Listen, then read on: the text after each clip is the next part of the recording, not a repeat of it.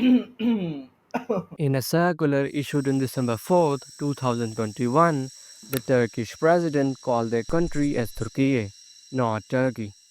31st May 2022, Turkey's government sent a letter to the United Nations formally requesting that it be referred to as Turkey. But why would they do that?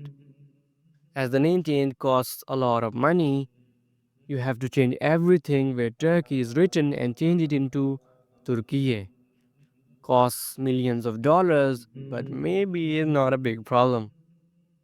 The name change was made because turkey is also a type of bird. This causes confusion and, most importantly, jokes and puns, which irritates a lot of Turks. And also, Turkey is how the Turks call themselves. Changing a country's name is not very rare at all. A lot of countries have changed their names. A country name is a means of identification. That is why so many countries have fought or argued internally about what the name should be. One such example is in February 2019, when after about 28 years of dispute, Macedonia changed its name to North Macedonia. The reason was Macedonia wanted to get into the EU and NATO, but Greece was blocking its entrance. Actually, Greece wanted them to change their name because Macedonia is an administrative region and also an ancient kingdom of Greece. So an agreement was made for the country to change its name, despite a lot of protests from the locals, from Macedonia to North Macedonia.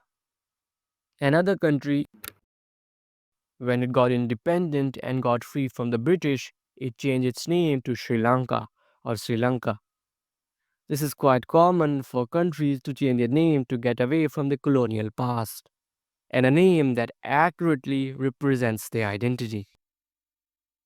In Africa, there's a term for this: Africanization, in which they make the country African in name or culture.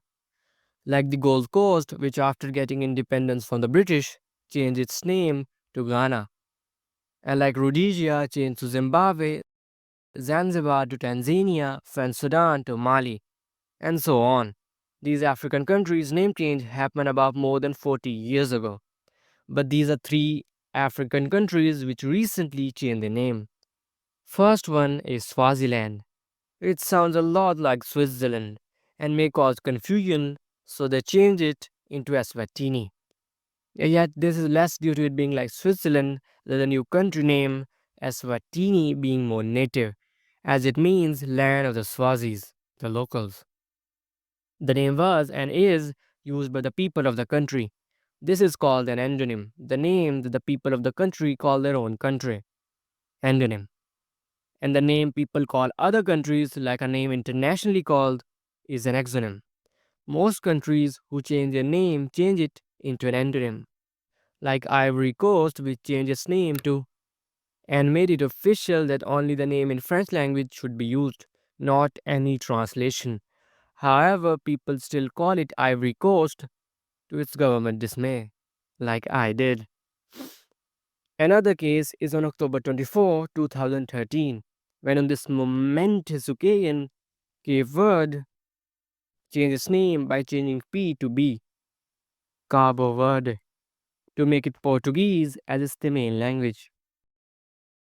So basically, officially changing the name from exonym to endonym. Similar case with Turkey. This is not limited to Africa and Turkey. As on 21st March 1935, Raza Shah announced that he was formally changing his country's name from Persia to Iran. Persia, he felt, was too colonial, and he wanted a name that was more connected and was used by the local people. Iran. Just like Persia, there's this country, Siam, a name we don't know where it came from, but there are assumptions and many theories. One thing that is sure is that the name was given by outsiders as a mispronunciation or misunderstanding of the real word. Nonetheless, it was the official name of the country, Siam, until this guy with this name came. Before him, Siam was a monarchy, and he was a military officer. And so he did a revolution and overthrew the monarchy. He was forced to grant the country its first constitution and then became its dictator. He changed the name to Thailand in 1939, a nationalistic name, unity of all. Thailand meant land of the free. Pretty true and ironic.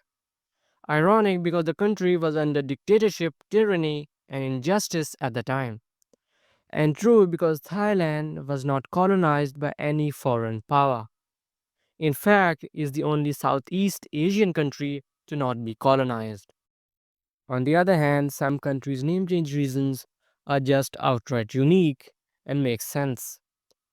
This country, Czech Republic, sounds too formal, doesn't it? The reason is because it is formal. No one used to use its non formal name, and it annoyed them a lot, and rightfully so. Like you don't call a country Republic of France or United Kingdom of Great Britain and Northern Ireland, you call it France or the UK. Similarly, the Czech Republic now wants the world to use and call them by the shorter name, Czechia. Czechia. Of course, at the end of the day, the name of a country is important to the people who are represented by it. If the name of a country is consistent with the citizen's identity, it makes them that much easier for them to feel like they belong. Unless you are North Macedonia, of course, or Burma. Myanmar? When the country gained independence from the British in 1948, it was called the Union of Burma. It was in 1939 that the country changed its name to Myanmar. So, what happened? What led to the name change? Actually, Burma was named after the country's biggest ethnic group, the Burma people. The name remained until dictatorship yet again. The dictatorship, said the name was what the British gave them. We should change it as the name is colonial. In reality, it was to improve their own image because the dictator was not doing great things. Now, in the present day, both names are used internationally. Some call it Burma and some Myanmar. Also, Myanmar is just a formal word for Burma, as Burma is mostly used by the public. Even the country's former prime minister calls it Burma. The name change is somewhat controversial because it was forced by the military that also came to power through force and violence. The military government argued that Myanmar was a term representing all ethnic groups in the country, unlike Burma, which was largely associated with the Burman's ethnic majority. Funnily, due to the military's violent crackdown on pro-democracy movements and ongoing injustices, the name change to Myanmar felt less like a genuine effort to bring the country together and more like a facade or a tactic to improve their own image. Many people, both from inside and outside Burma, Myanmar, refused to recognize the new name, Myanmar, connecting it with the oppression and tyranny of the military. Thus, the name change, instead of fostering unity, became a symbol of division and control. This brings to mind another country, India, where there was a controversy on the name change from India to Bharat, or as some say, Bharat in a fancy way. Bharat, Bharat. But remember, whichever country has or is thinking of changing their name to the native name, do not underestimate the power of mispronunciation. Or maybe, to be great, it is to be misunderstood.